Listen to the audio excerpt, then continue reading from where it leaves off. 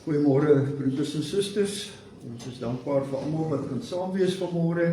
Ons sê hartlik welkom aan besoekers by ons vanmôre. Hier is 'n paar besoekers wat ek van weet vanmôre. Baie hartlik welkom hier by ons. Ons nooi julle ook hartlik uit om na die diens saam met ons ook in die gemeenskap van die heiliges te deel en saam kuier rondom 'n koppie koffie of tee hier langsaan. Ons kollektes vanmôre onder die erediens is vir die diakonale kas en by die deure vir die teologiese studentekas. Katekisasie, les 26 vandag. Daar is hierdie week nie Bybelstudie nie. En dan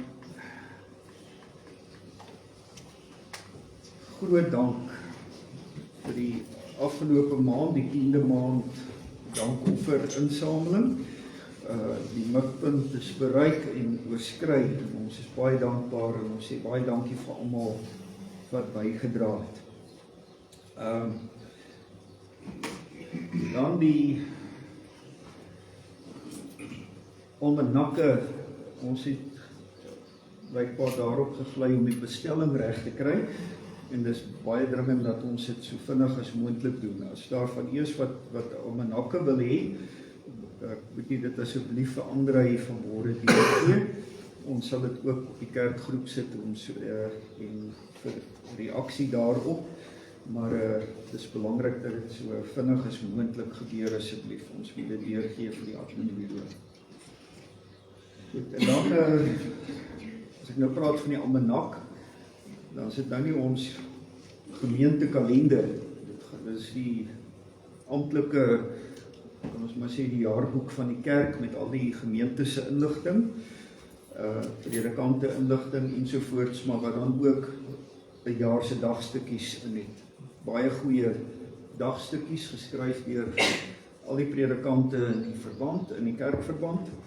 En dis werklik jy moet te werk as jy nie 'n almanak het vir die dagstukkies nie, om dit te hê en daarmee dit ook te kan gebruik as 'n riglyn vir huisgodsdiens of persoonlike godsdiens, maar dis regtig baie goeie dagstukkies vir elke dag wat ook in hierdie almanak opgeneem is. Goed. Ons het wel einde van die maand so 'n programmetjie doen, soos julle weet, en ons wil, as daar lidmate is wat in 'n sanggroep wil kan saamsing, asseblief na die diens sommer hier by mekaar kom, dat ons kan saam met Marietjie gesels oor wat ook al gedoen gaan word in so 'n sanggroep. Almal hartlik welkom wat kan saamsing. Ek dink ek het al die sake, dan kom ons by mededeling. Oom Tom Espach is nog in die hospitaal, dit gaan nie baie goed met hom nie. Ons bede is dat die Here hom sal dra en lei, en sy hand van genade oor hom sal wees, maar ons het ook ander lidmate wat siek is. Ons bly aan almal dink. En ons bede is dat die Here se genade oor almal wat herstel van operasies en siekte, dat sy hand oor almal sal wees. Dan ook baie geluk aan Johan van Tonder, wat die 7de verjaar. Mag die Here ook ryklik seën in die komende lewensjaar. Kom ons sing sittende die seënbede vir die wat verjaar, maar ook vir die siekes toe, waarin ons die genade opdra aan die seën en die genade van die Here.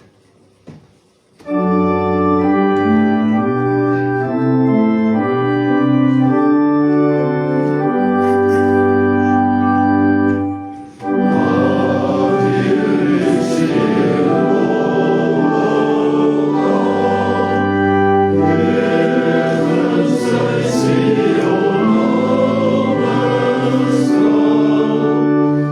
you.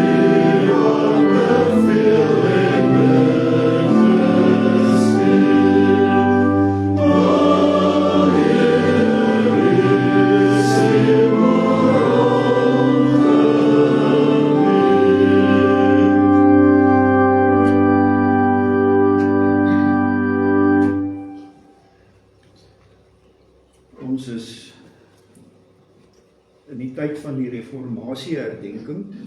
Ons het verlede week stil gestaan by die terugkeer na die waarheid van die uit genade uit hierdie verlossing in ons Here Jesus Christus alleen wat ons verlos is en wat ons die lewe het. Ons wil vandag stil staan by die belangrikheid van die woord en die terugkeer wat daar ook in die reformatie was na die woord van die Here om deur die Here te hoor. En ons sing dan ook liedere vanmôre wat verband hou met die openbaring van God en met sy woord. Ons nader voor die Here met Psalm 33. En hierdie psalm word gesing van die Here se skepingswoord, waardeur hy nie net die skepping in stand gebring het nie, maar ook lewe in mense se harte wek, om sy volk te wees, om aan hom te behoort. Ons sien vers 2 en vers 5, en dan ook vers 11, en vers 11 dan besonderlik die tweede gedeelte, wat dan ook ons fotum is, ons openlike verklaring van afhanklikheid aan die Here, waarmee ons voor hom nader. Vers 2, 5 en 11.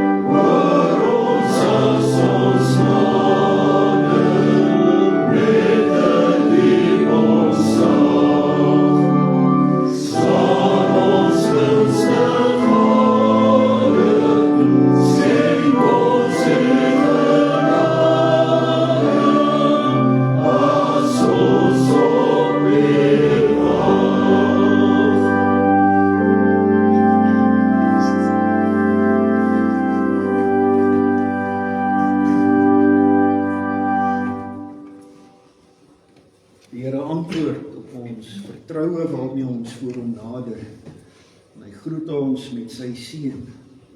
Geliefdes, genade vir julle en vrede van hom wat is, wat was, wat kom. En van die 7 geeste wat voor sy troon is.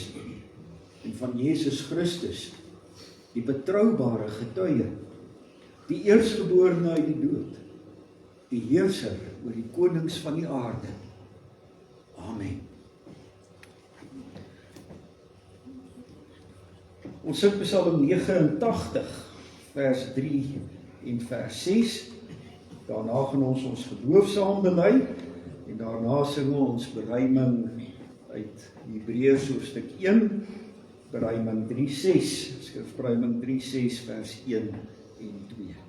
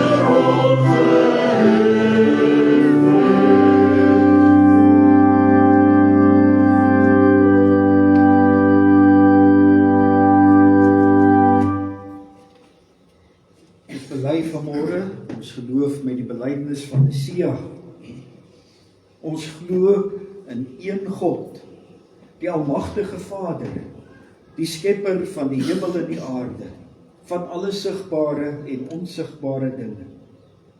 En in een Here Jesus Christus, die enige gebore seun van God, voor al die eeue uit die Vader gebore. Hy is God uit God, lig uit lig, ware God uit ware God, gebore, nie gemaak nie, een in wese met die Vader, deur wie alles tot stand gekom het.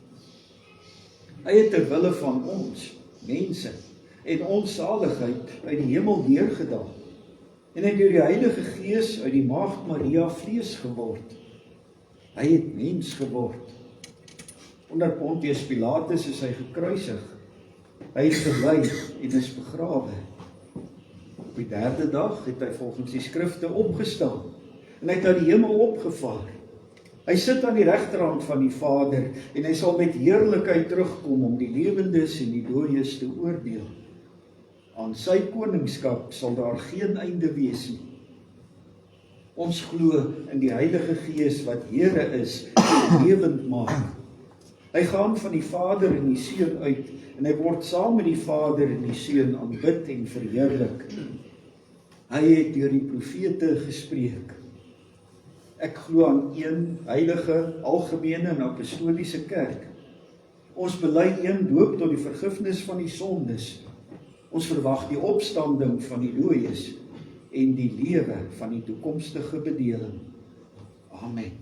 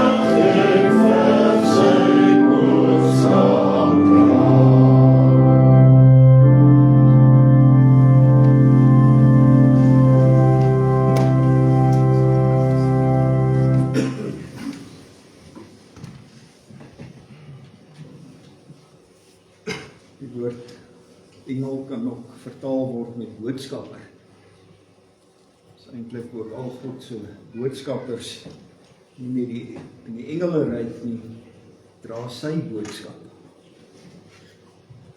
Ek wil vanmôre uit ons belydenis 'n paar artikels uit die NGB, die Nederlandse geloofsbelydenis, weer net aan u voorhou. Die Nederlandse geloofsbelydenis begin in artikel 1, ons glo in God, en wie God is, hoe hy omskryf word in die woord. Maar dan, hoe ken ons hom? Dis waar die volgende artikels by stil staan.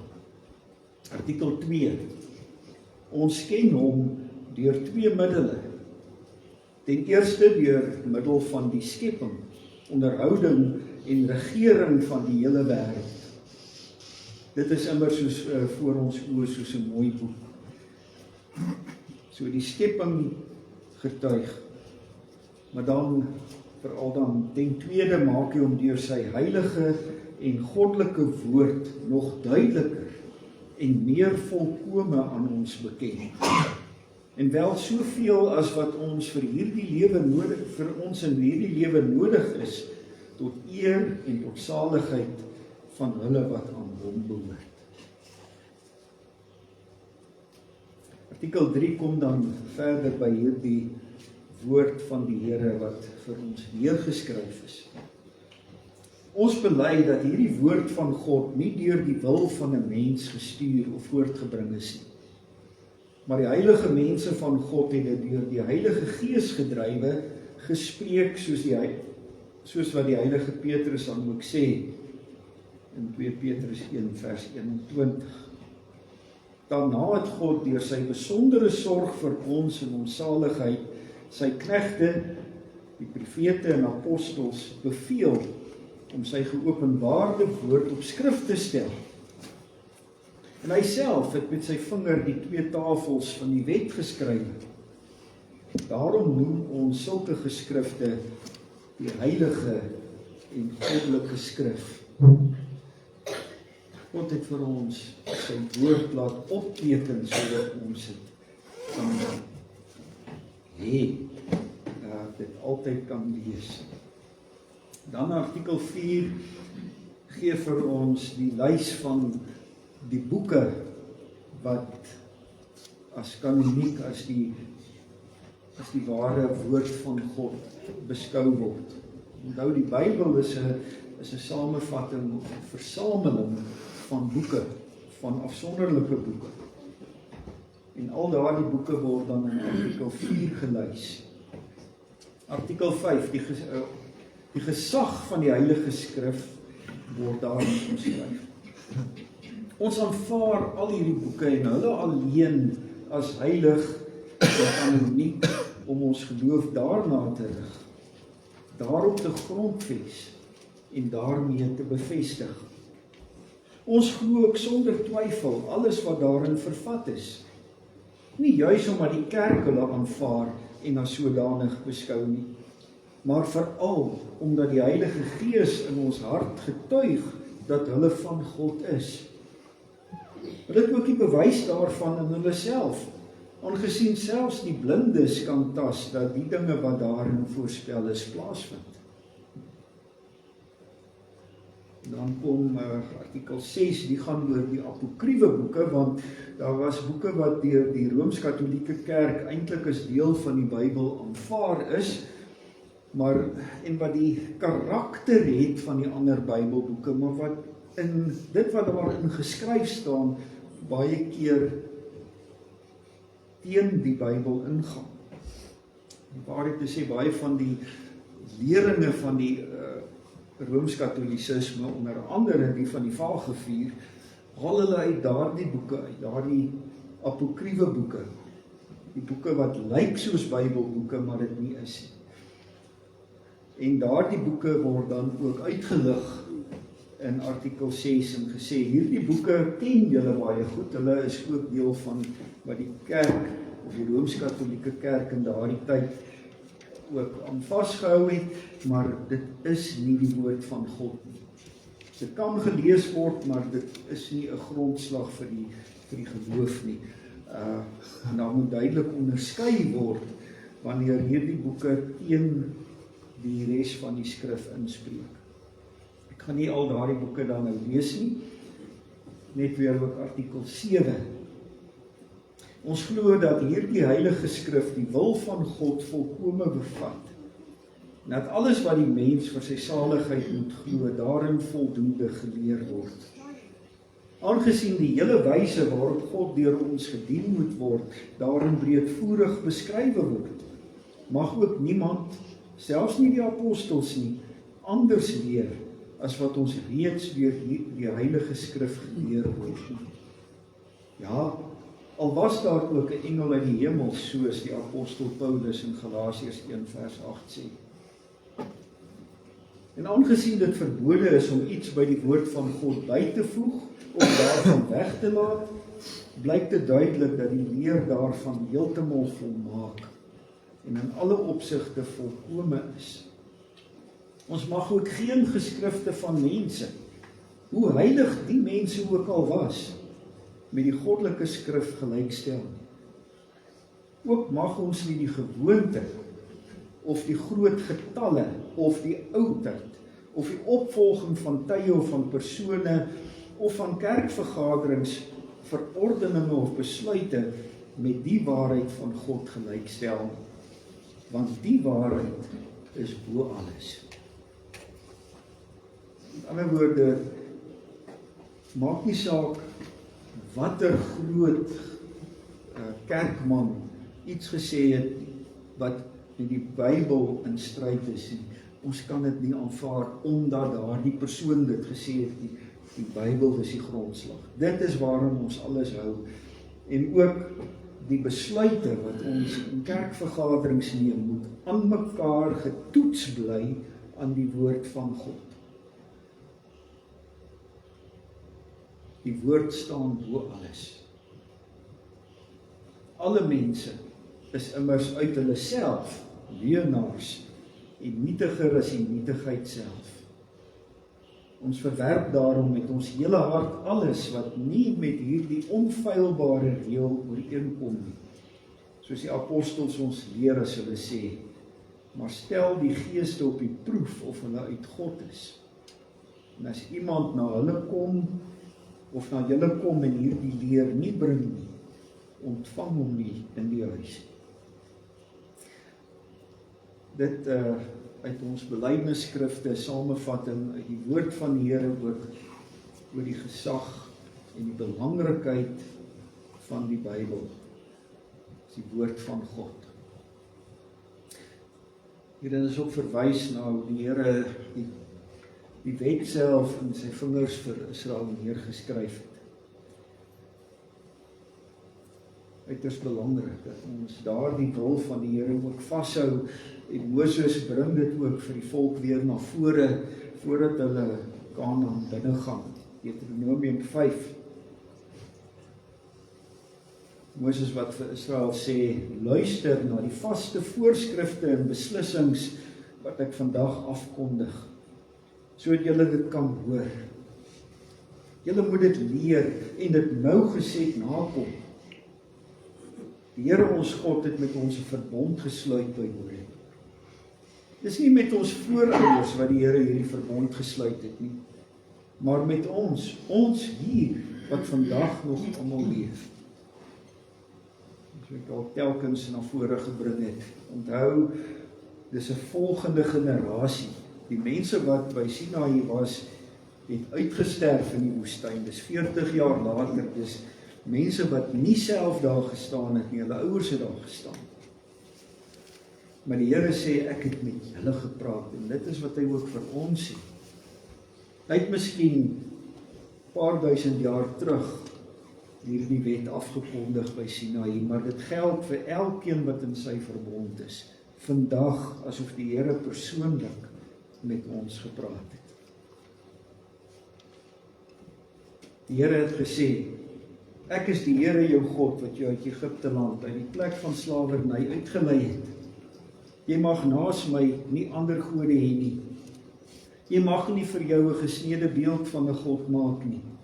Enige afbeelding van wat in die hemelruim daarbo of die aarde hieronder of in die water onder die aarde is nie.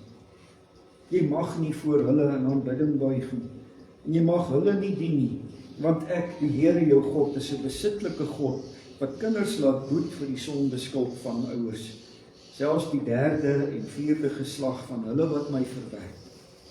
Maar troue liefde bewys aan duisende, aan hulle wat my liefhet en my gebooie nakom.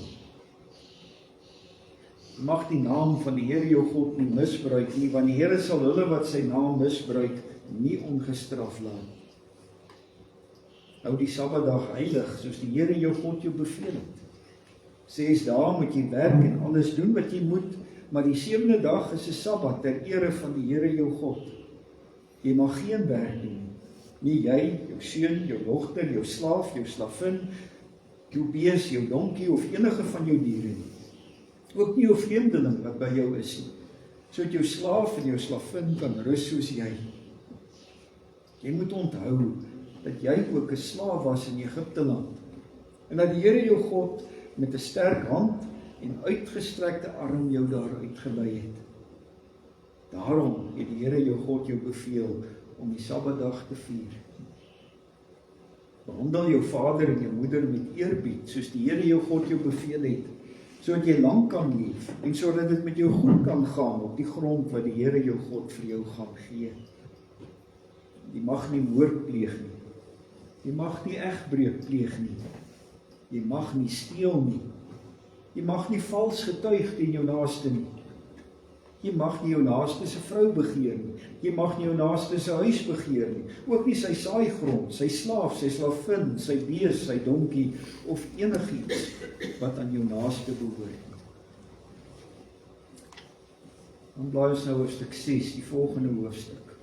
Dit dan is die gebod, die vaste voorskrifte en beslissings wat die Here julle God my beveel het om julle te leer, sodat julle dit kan uitleef in die land waar julle oortrek, om dit in besit te neem.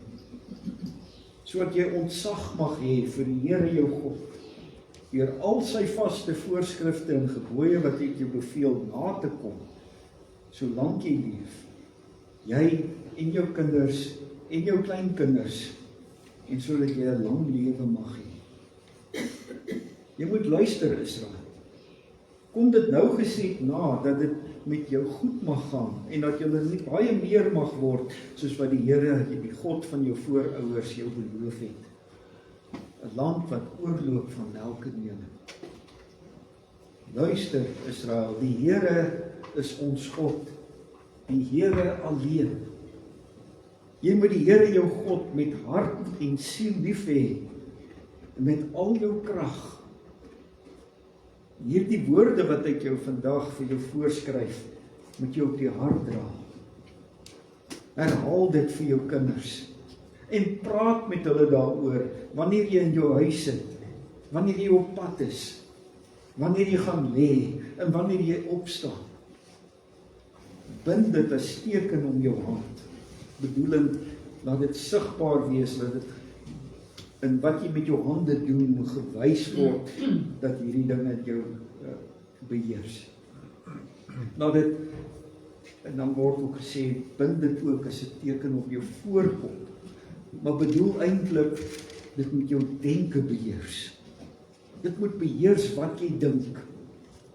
Skryf dit op die deurkosyne van jou huis en op jou stadspoorte, bedoelende, dit moet sigbaar wees in jou gemeenskapslewe en jou gesinslewe. Dit moet duidelik wees vir almal wat na jou lewe kyk. Die woord moet deel gemaak word van ons lewens. Ons moet dit uitleef. Kom ons antwoord uit Psalm 119. Ons sing daaruit vers 7, 39 en 51. As wat waarmee ons gebed begin. Oh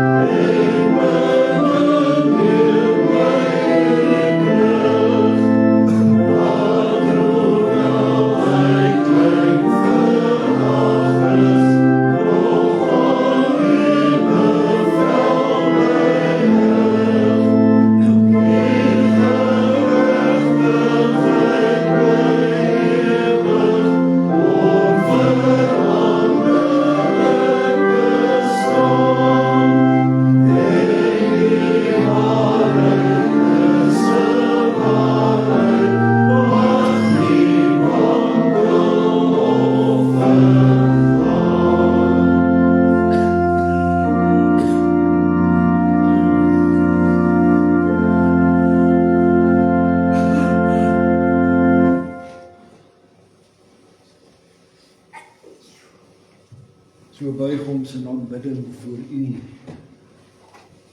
o almagtige God, Vader, Seun en Heilige Gees, U die ewige God, die enige ware God. Here, ons dankie vir die genade dat ons U mag ken, dat ons so voor U kan buig, omdat ons U mag ken. Dat in 'n wêreld met soveel afgode, ons die genade mag hê om U te mag ken, voor U te buig, omdat ons U openbaring ontvang het en gehoor het, dat U deur U Gees ons harte daarvoor oopgemaak het om U te hoor, om te besef dat U woord die waarheid is. Of is juist daarom ook saam is, op U roepstem, U wat ons by mekaar geroep het uit hierdie wêreld, om aan U te behoort, met U woord van die lewe in ons lewe ingepraat het. Ons bid, Here, dat U ons sal lei om U wil beter en beter te hoor. Dat U woord al meer en meer ingang sal vind in ons harte. Dat U deur U woord ons lewe sal skoonmaak, deur die werking van U Gees wat deur U woord werk. Lei ons op die pad van heiligmaking, van geloofsgroei, van toewyding aan U, om al meer ook getroue getuies van U te wees wat U woord verder dra.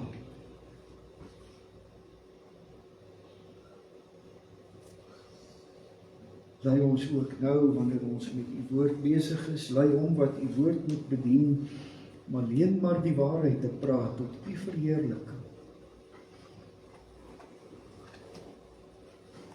Dankie dat ons so kan bid. Deur U genade, deur ons Verlosser, ons Here Jesus Christus alleen. Amen.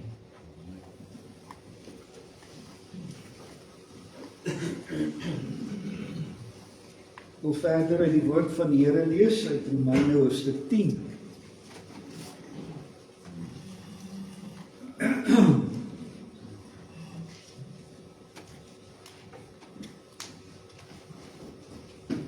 Lees vanaf vers 1. Broers, my hartewens en my gebed tot God vir my volk is dat hulle verlos mag word.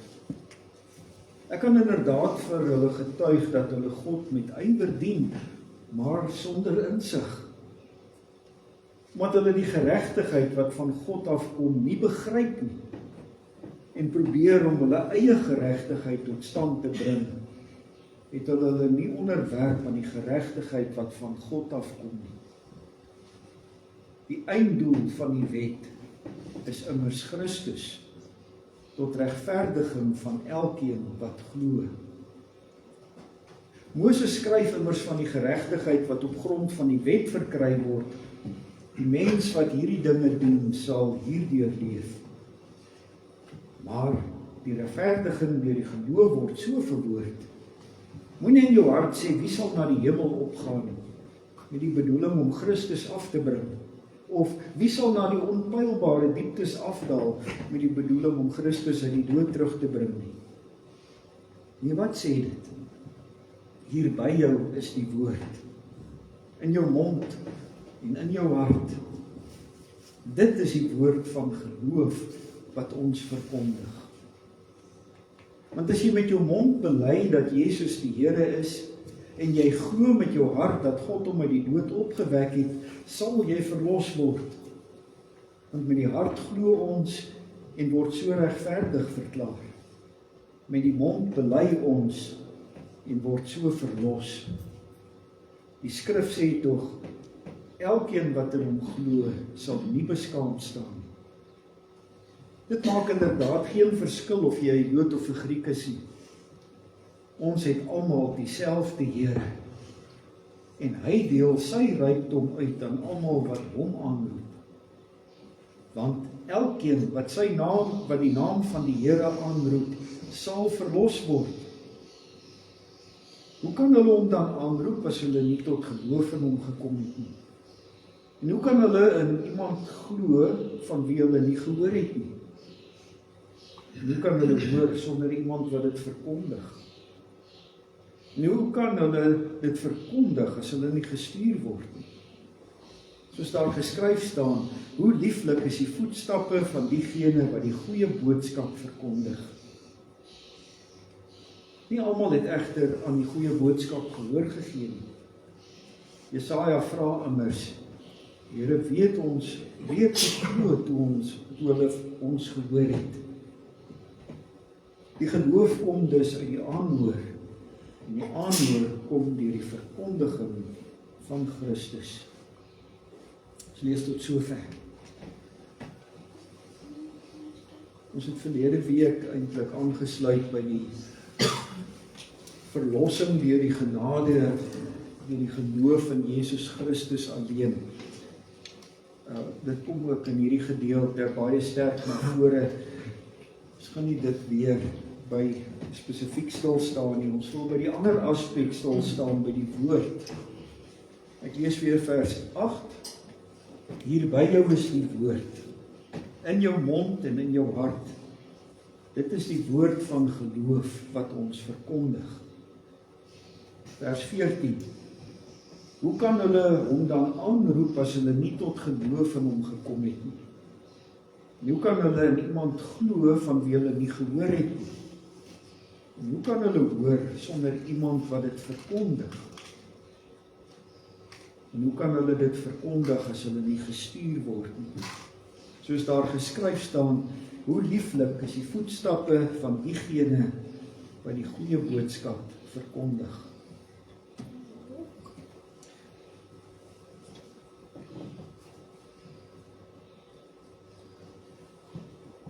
Lees jy jou Bybel? Besef jy watter groot genade en voorreg dit is om die Bybel te kan hê in jou besit, beskikbaar elke dag, om die woord van God self te kan lees. Hierdie gedeeltes word baie keer aangehaal net in opsigte van die roeping van predikante en hoe belangrik is dat hulle geroep en gestuur moet wees. Dit is meer ter sprake. En ons moet onthou dat in daardie tyd, toe Paulus vir die Romeine skryf, was hulle afhanklik om die woord van God te hoor van verkondigers. Dit was hulle enigste bron. Mense wat gestuur was om die evangelie of die woord van God te verkondig. Dit is vir ons baie moeilik om dit in te dink, hoe dit is om in 'n wêreld te leef waar daar nie Bybels redelik beskikbaar is nie.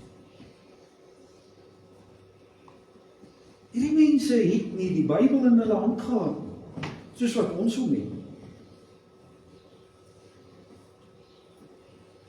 Hulle was afhanklik van mense wat dit verkondig het.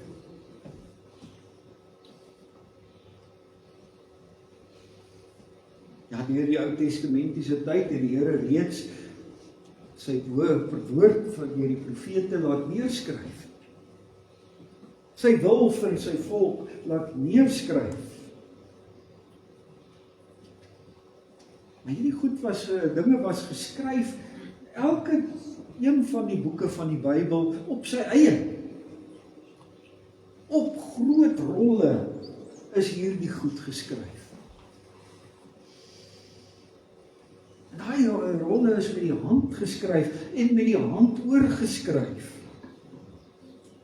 In hierdie tyd was die Nuwe Testament nog aan die ontwikkel.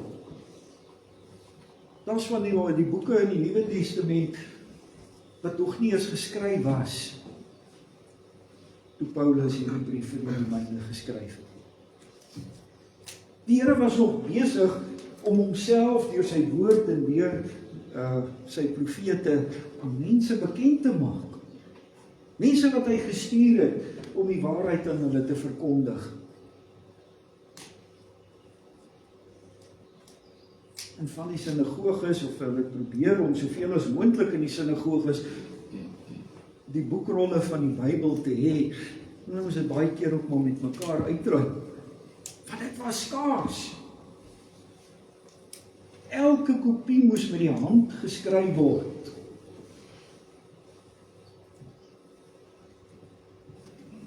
Mettertyd is die bladsye waarop hulle geskryf het dunner begin word, kon hulle begin om alles in een bundel saam te bind, al die verskillende boekrolle van die Bybel. Maar dit was groot, swaar boeke, wat nog steeds met die hand geskryf is, oor en oor geskryf. Gevolg is dat in die tyd van die Reformatie die Bybel nog steeds skaars was. Nie eens al die kerke het 'n Bybel gehad. Van Luther kom ons agter dat hy 'n priester geword sonder dat hy die Bybel self nog ooit onder oë gehad het. Wanneer hy worstel om God te verstaan en die wil van God,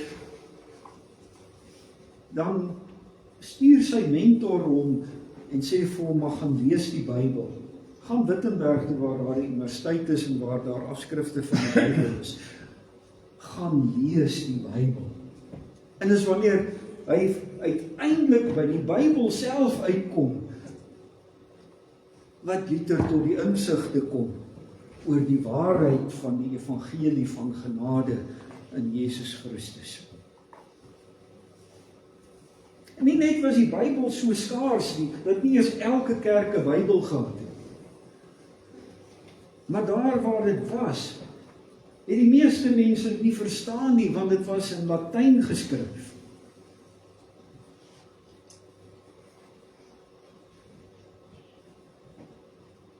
Die Duitsers het oor die algemeen nie Latyn geken nie, is net die hoogsgeleerdes. Niemand kon vir hulle self die waarheid lees.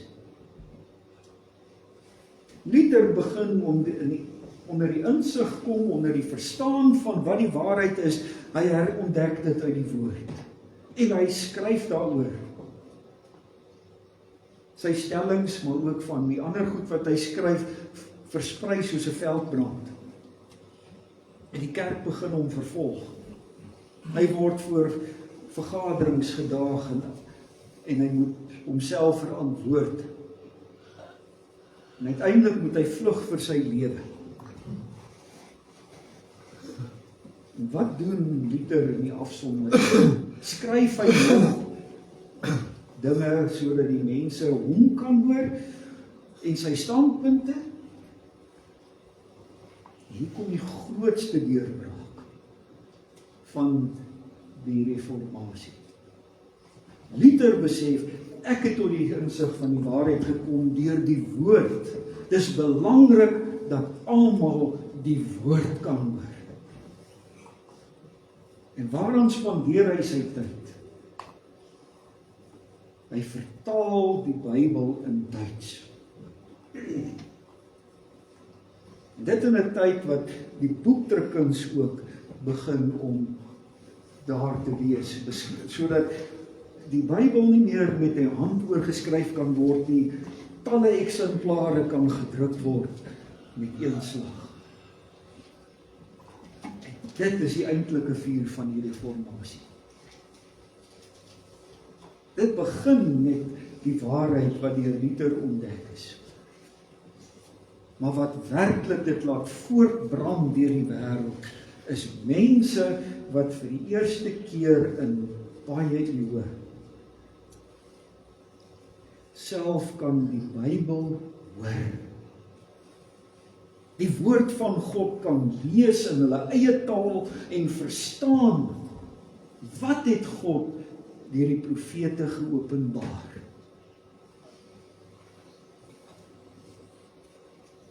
Dis 'n geweldige deurbraak. Die woord van God is die waarheid. Dis waarna toe hervorm moes word. Nie na idees toe, opinies, wat ook al nie. Dit was nie maar net 'n bevryding van die dwinglandy van die kerk nie, die slawerny wat die kerk op die lidmate geplaas het en die indoktrinering van die kerk nie. Maar dit was in die eerste plek terugkom by die woord van God, hoor wat God te sê vir ons lewens. Hoe God homself openbaar in sy woord. Dis die waarheid. Dis die riglyn. Dis waar volgens ons lewe gevorm moet word. Dis waar volgens die kerk gevorm moet wees. En reformatie is altyd terug na die woord, die beginsels van die woord, die waarheid van die woord van God. Want hoe kan iemand glo as hy God nie hoor wat hom roep nie? As hy nie die waarheid van God hoor nie, dis wat Paulus ook vir die Romeine sê. Die geloof kom uit die hoor van die woord van God. En daardie tyd afhanklik van mense wat gestuur is om dit vir hulle te verkondig. Jy het gesê, daar was boekrolle by die sinagoges, maar die Bybel was nie algemeen beskikbaar nie. Die wat daar die Bybel ken, moes dit aan die gemeentelede nog steeds bly verkondig. Nou is gestuur word na hulle, hoe groot die genade dat hulle gered kon word, sonder dat hulle die Bybel in hulle hand kon hê. Bloot deur die woord daarvan. Hoeveel meer die genade van die Here, dat ek die woord van God in my hande kan hou. Dit self kan lees. Die tegnologie het nog verder ontwikkel. Ek kan hierdie goed op myself neem, om die Bybel saam met my in my sak te dra, sonder om dit in 'n tas te moet saamdra. En nie net een nie. Ek kan rondblaai tussen vertalings om beter te verstaan. Ek kan voor my rekenaar gaan sit en in 2-3 kolomme kan ek verskillende vertalings langs mekaar oproep. Ons kan selfs na die oorspronklike tale toe gaan en dit daar oproep en vertaling, die beskrywing van die woorde daar kry. Kan hierdie goeders as 'n gewone geloof kan elkeen van julle doen. Daar is nie geleerdheid nodig. Jy is nie afhanklik van wat ander vir julle bring nie. Die woord van God is in jou bereik, in jou hand.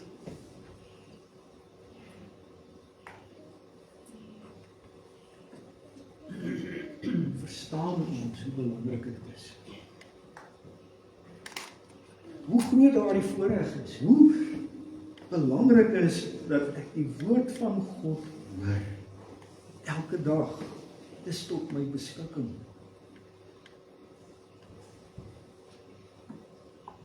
Romeine 10 staan binne die konteks van Paulus wat praat oor sy volk, die Israeliete, wat besig is om verlore te gaan. Hy sê die profete het eintlik na hulle toe gekom. Hulle is na hulle toe gestuur, maar het hulle geluister? Nee, sê hy, hulle het nie geluister nie. Dag en nag is die woord van die Here aan hulle verkondig, maar hulle luister nie.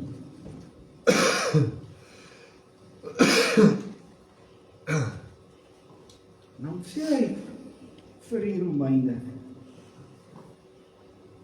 Julle het die woord, julle hoor dit. Maar moenie in dieselfde slag gaan trap as die Jode, want dan gebruik hy verder aan die beeld van 'n olyfboom waar 'n paar takke ingeënt word. En hy sê, maar julle kan ook verwerp word as julle nie luister nie, as julle nie in die stam bly nie.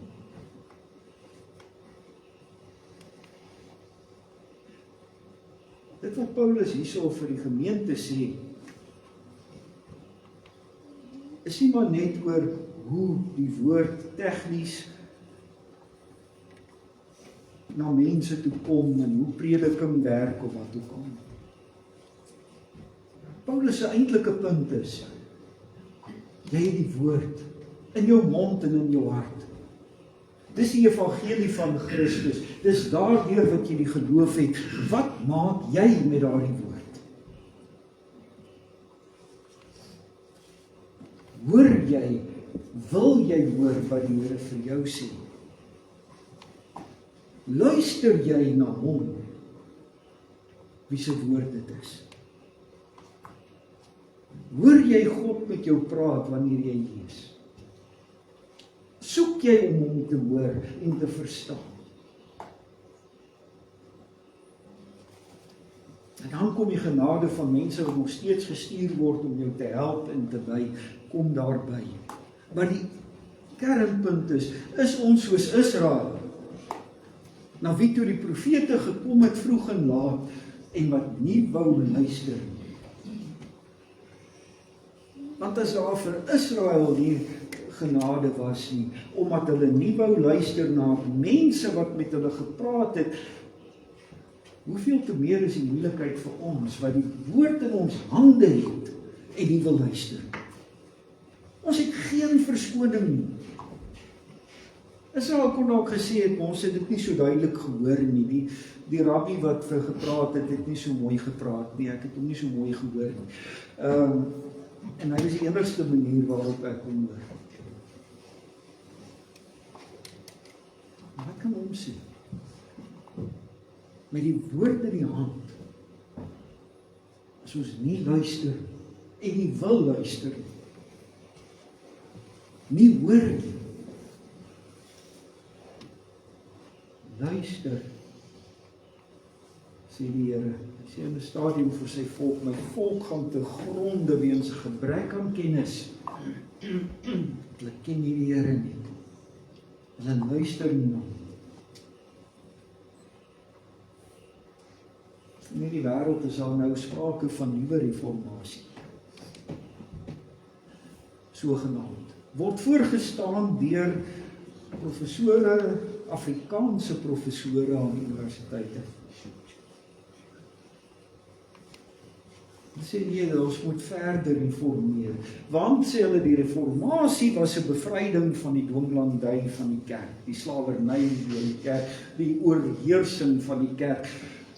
En nou is ons nog steeds onder 'n oorheersing, ons is nog steeds nie vry nie, sê hulle, want ons hou vas aan 'n stokou boek. 'n duisende jare ou boek.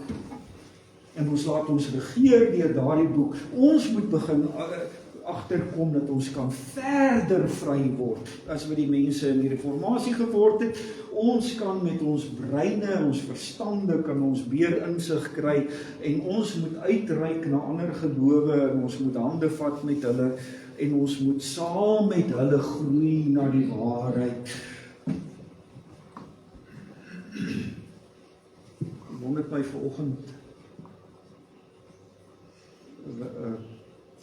videoetjie op die internet gewys, waarop sy afgekom het.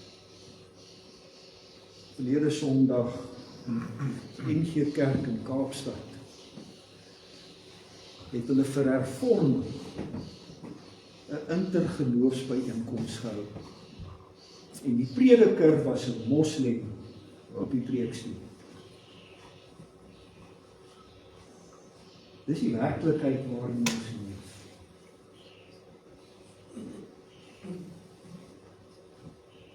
Verkondiging deur teologiese professore ook binne die wêreld waarin ons leef, kerklike wêreld, dat die woord van God is nie belangrik. Reformatie moet verder gaan, want reformatie gaan eintlik oor die bevryding van die mens. Dis die grootste leuen. Die reformatie het gegaan oor die waarheid van God se woord wat daar ontdek is. Dis waaroor het gegaan. Niemand net om mense te bevry van onderdrukking en oorheersing deur die kerk, deur ideologie. Die ideologie was vals.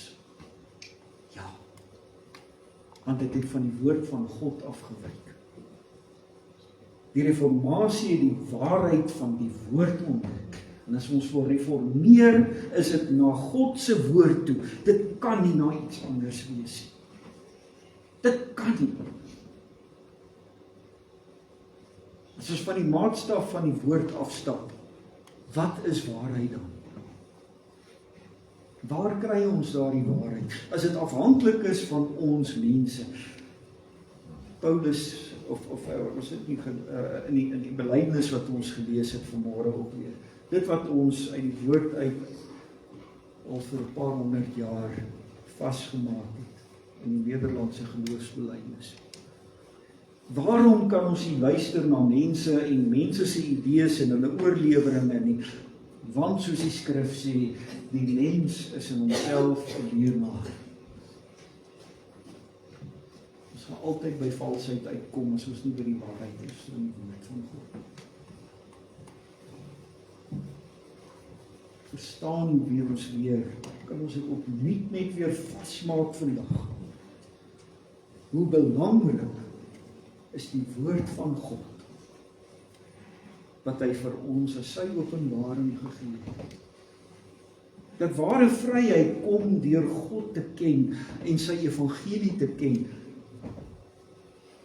Die waarheid van sy evangelie wat ons bevry van die slawerny van die bose. Verstaan jy hoe geweldig groot die voorreg is dat jy die woord van die Here in jou hand kan vashou. Dat jy dit nie hoef te gaan soek ver nie, maar dit in jou hart, in jou hart, in jou mond kan lees. Elke dag. Luister na jou Here. Gereeld. Doen dit ten minste elke dag. Hoe meer tyd, hoe beter. Luister. Hoor jou God wat met jou praat. Wat in sy genade sy woord aan jou beskikbaar gemaak het. Sodat jy hom kan hoor. Elke dag. Amen.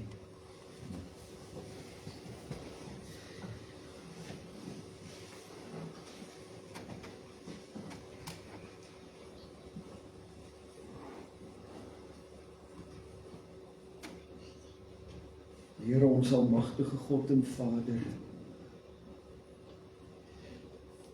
nogmaals sê ons vir U dankie, vir U groot genade dat ons U mag ken, dat U self van ons openbaar het. Vir die beskikbaarheid van U woord in ons eie taal, sodat ons U kan hoor.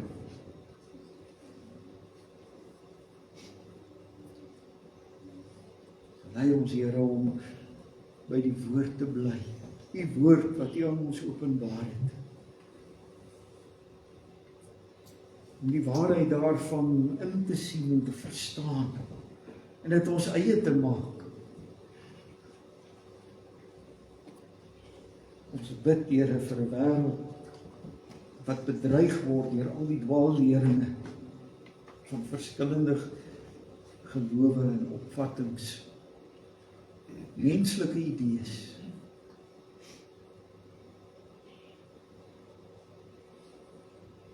Ons bid ook vir die kerk, wat gedurig deur die valse apostels gekonfronteer word, uitgedaag word.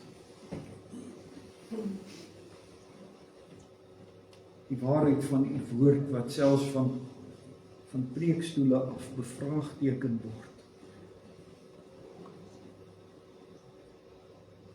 In teologiese klaskamers ontken word.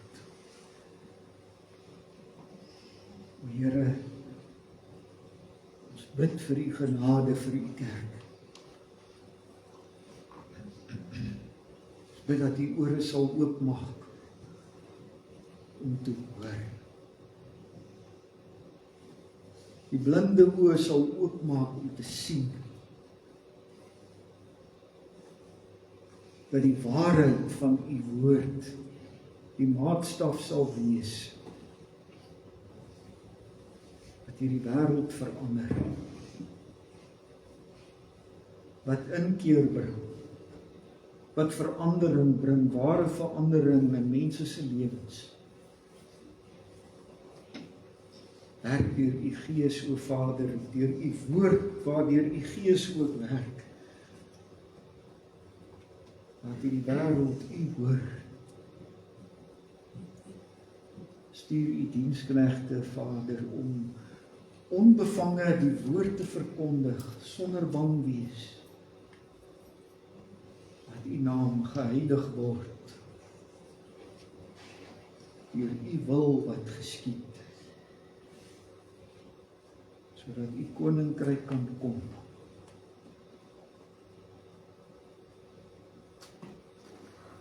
Dankie Here dat ons uit u woord die versekering het, dat ons voor u kan kom ook met al ons daaglikse behoeftes.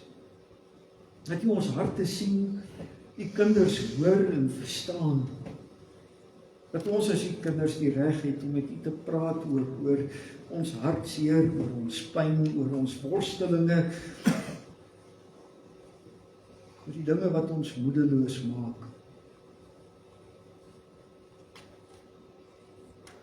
Dankie dat ons kan voorbidding doen vir hulle wat siek is, in hierdie tyd besonderlik oom Tom in die hospitaal, maar vir almal ook in ons gemeente wat worstel met gesondheidsomstandighede.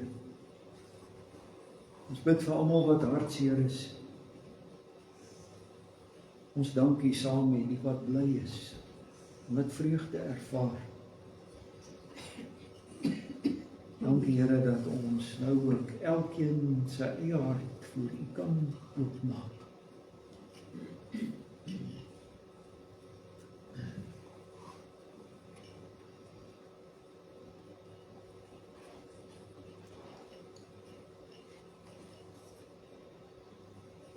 Dankie Here dat ons kan weet, u hoor elkeen van ons gebed.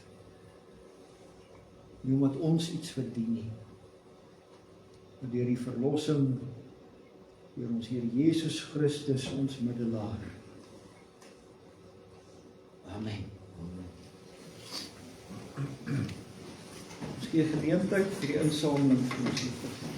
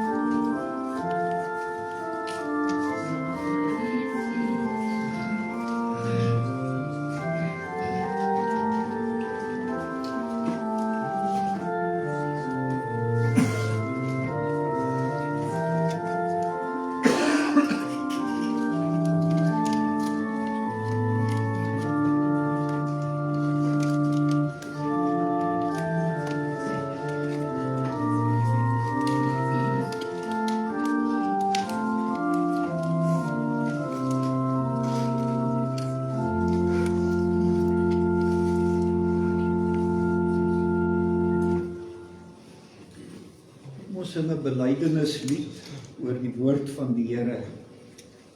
Lied 255.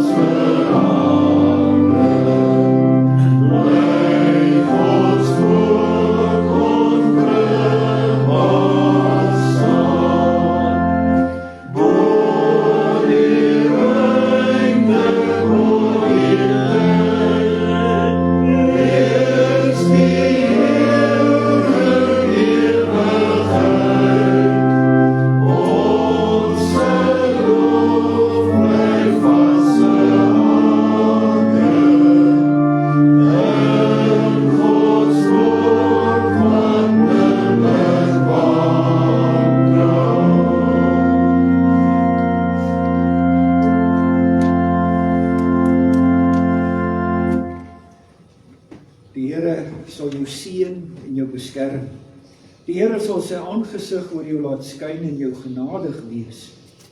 Die Here sal sy aangesig na jou toe oplig en aan jou sy vrede gee.